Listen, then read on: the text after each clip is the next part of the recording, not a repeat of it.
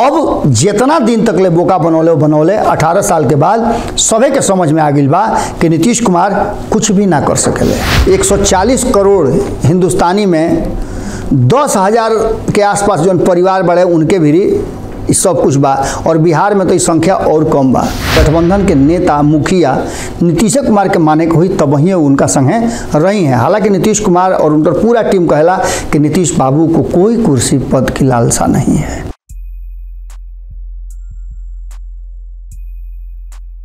खुल के तड़पहू ना देला हमार सरपरस्त, खुल के तड़पहू ना देला हमार सरपरस्त, हमारा आँख में उ लड़े के भूख देख ले बा, हमारा आँख में उ लड़े के भूख देख ले बा। गोड़ लागत नहीं हेरा से अभिनंदन बा, खूटा ठोक हो, माफ़ी फिर से मांग लेता नहीं। पूरा टीम बिहार के सीमांचल, मिथिलांचल और कोसी अंचल के दौरा पर बा।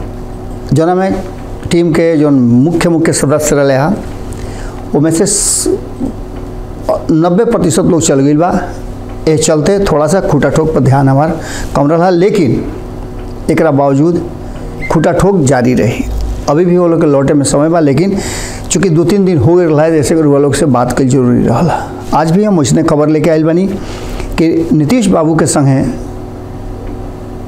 धोखा भइल कि ना भइल, नीतीश बाबू जौन कैले ओकर असर का भइल, ये सारा चीज़ के लेकर के जौन नया तरीका बा कि कुर्सी के फेर में अब केहू ना बनी बोका, कुर्सी के फेर में अब केहू ना बनी बोका, और नीतीश बाबू के संगे भइल भरियार धोखा। ये का बा पूरा मामला के हम लोग बता रहा बनी। पहले तो ये बता दी लोग के कि नीतीश कुमार के जौन विशेषता बा पिछला 18 साल से बिहार के सत्ता पर, बिहार के गद्दी पर रहे के, ओकरा में सबसे बड़ा जो उनकर यूएसपी रहा वो बा कि उस सत्ता पर बैठे खातिर अपना उतना वोट के जुगाड़ जरूर कर ले बड़े कि उनका वोट के बिना कबो कबो देखो तो कब नू कि तरजुई पर पासंगा ना पड़े तो तरजुई अपने से लटक जाला। यानी जब तरजुई के रुआ रखब बराबर ना होई कांटा तो ओकरा के पासंगा दियाला। अब तो नया इलेक्ट्रॉनिक युग आ गई बा, लेकिन पहले पासंगा रखात रहे, वो पसंग में जौन बा तरजुई के बराबर वजन करत रहे। नीतीश कुमार उहे पासंगा हवे, और नीतीश कुमार पासंगा हवे तो एक मतलब रुआ समझ सकता नहीं है कि जेने नीतीश कुमार रही है बराबर भार टिकल रही। नीतीश कुमार चाहे एनडीए में रहस या महागठबंधन में, नीतीश कुमार मुख्यमंत्री के कुर्सी पर रही हैं, कारण कि पासंगा हवे। एकरा पीछे कारण बुढ़ा के नीतीश कुमार के लगे उस 16% वोट बा, 16% वोट के लेकर के नीतीश कुमार 30% वोट वाला, 35% वोट वाला के अपना सामने खूंटा में बांध के रखेले। और यह कारण बा कि अगला के अगर सत्ता में रहे के बाद तो नीतीश कुमार के दास्ता स्वीकार करे के पड़ी। गठबंधन के नेता मुखिया नीतीश कुमार के माने को हुई तब वही उनका संगे रही हैं। हालांकि नीतीश कुमार और उनका पूरा टीम कहला कि नीतीश बाबू को कोई कुर्सी पद की लालसा नहीं है, न वो प्रधानमंत्री बनना चाहते हैं न मुख्यमंत्री बनना चाहते हैं। एक खाली इस्तीफा दे करके वो अपन उहो साध पूरा कर ले बड़े, और यही चलते वो बार बार कहले कि एगो तो कम से कम उदाहरण उनका लगे बा कि 2014 में जब जदयू के मात्र 2 सीट आई, नीतीश कुमार जी हार के जिम्मेवारी और 2 सीट पर टिके के जिम्मेवारी अपना ऊपर लेते हुए जीतन राम मांझी के बनौले रहन। फिर बबूर तो जाए के बा, अब ना अब भरोसा के हो न सकेला। यह कारण बा कि नीतीश कुमार भी भरोसा के काबिल नहीं खन। नीतीश कुमार के लेकर के भले ही अब राष्ट्रीय जनता दल ये समझत होके कि भाई सत्ता में नीतीश कुमार के चलते बानी, तो नीतीश कुमार के कसहूँ पोल्हा के फुसला के उनका संगे चलत रहा।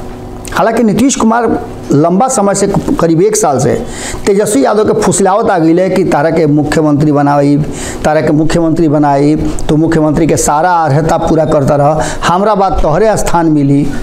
इस सब के समय पार हो गई बा।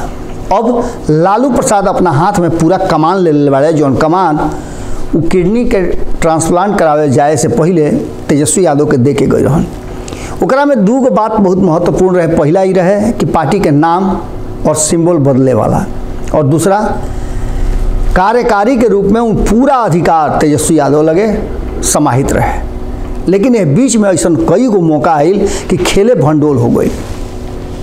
नीतीश कुमार और तेजस्वी यादव के बीच जो भीतरी के बात रहे वो रहे चाहे मत रहे, ओकरा पर इतना ना चर्चा शुरू हो गई कि नीतीश कुमार के सामने आके कहे के पड़ल कि भाई ऐसा कोनो बात नहीं है, ना पार्टी के विलय होता, ना सिंबल बदलते हुए, और ना हम तेजस्वी यादव के मुख्यमंत्री के कुर्सी देवे जाता नहीं। नीतीश कुमार यहाँ तक ले कह दिले कि 2025 तक ले तो हम बढ़ले न बानी। लेकिन अब जो वर्तमान परिस्थिति बनल बा ओकरा में साफ नजर आ रहा बा कि कुर्सी खातिर केहू अब बोका बने वाला नहीं है, और नीतीश कुमार के संगे बरियार धोखा भी हो गई। ऐसे कि नीतीश कुमार जौना रास्ता निकल पड़ रहा है, वो रास्ता में नीतीश कुमार के बुझात रहा जब 2024 के चुनाव के पहले वो पाला बदल के अले 2022 में, तो 2 साल के मौका उनका लगे रहे। और ये 2 साल में नीतीश कुमार के बुझा गई कि लगातार जो चर्चा हो रहा बा कि हम प्रधानमंत्री के दावेदार में सबसे प्रबल बानी, नरेंद्र मोदी के खिलाफ हमार छवि बिल्कुल साफ सुथरा बा। और यह बीच में कई गो ऐसा मौका आयल जब नीतीश कुमार के मंच पर ही यह बात के लेकर के शर्मिंदगी महसूस करे के पड़ल, या फिर उनका वो मंच पर घोषणा ना भइला के दुख रहे। तेलंगाना से जब केसीआर आई रहन और बिहार में वो प्रेस वार्ता करत रहन, तौना घड़ी भी वो याद हुई कि कई हाल उनकर हाथ पकड़ के बैठौले रहन, और नीतीश कुमार बार बार हो गया चलिए करत रहन। एकरा बाद नीतीश कुमार सोनिया गांधी के पास गई रहन।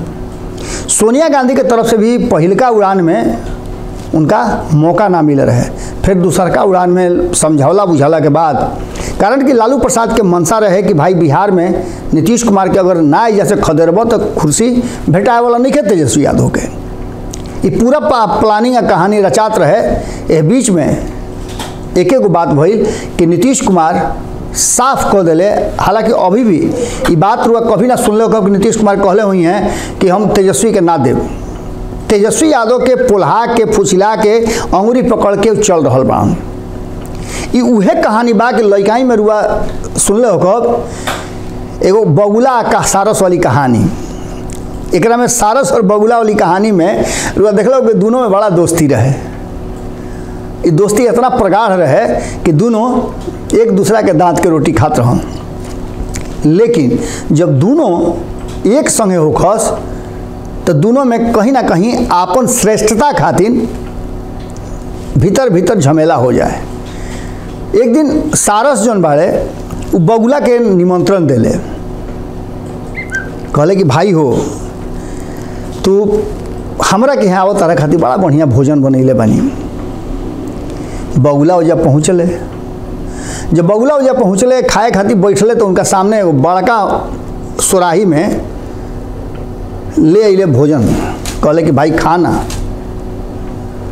अब उनका से उठो। जब बगुला सारस के यहाँ गईले खाए खातिर बैठले तो एगो थरिया में ले आकर के उनका के आ दे दिले कि लो भाई खा। अब वो चोंच से उठो, वो तो गहिरा में खाए के आदि ना भइल, ना खाई गई, भूखे बेचारा रह गए, घरहूँ खाए के ना बनवले रहन। 2 दिन के बाद बगुला कहले कि सारस भैया तहरा के निमंत्रण दिले बनी, तहार खाना तो इतना बढ़िया लागल चटक कि मन ना मानल है, हम सोचनी है कि तोहरों के हम भोज दी वहीं। जब भोज खातिर सारस गईले तो उनका के सुराही में ले आकर के खाना परोस ले। अब उनकर मुँहे ना ढूके। नीतीश कुमार और लालू प्रसाद के साथ ऐसने दोस्ती बा, ना नीतीश कुमार तेजस्वी यादव के मुख्यमंत्री के कुर्सी दी हैं और ना तेजस्वी यादव और लालू प्रसाद मिल करके नीतीश कुमार के प्रधानमंत्री बना सकेले। तो ये दोस्ती टिकल काहे बा? ये दोस्ती टिके के कारण बा कि तकई के तक दिन अब निकचाइल बा, जतने दिन चले ना सत्ता में रहे के हनक और सत्ता में रहला के फायदा कह चुकल बानी कि जे सत्ता में रहेला उहे बुझेला। और सही कहा प्रशांत किशोर कहत रहे कि मात्र कुछ गिनल चुनल लोग के 140 करोड़ हिंदुस्तानी में 10,000 के आसपास जो परिवार बड़े उनके भी सब कुछ बा, और बिहार में तो इस संख्या और कम बा। एक मतलब बा कि राजनीति जो करे वाला लोग राजनीति के बारे में समझेला और अपना विरासत के आगे बढ़ावत चल जाला।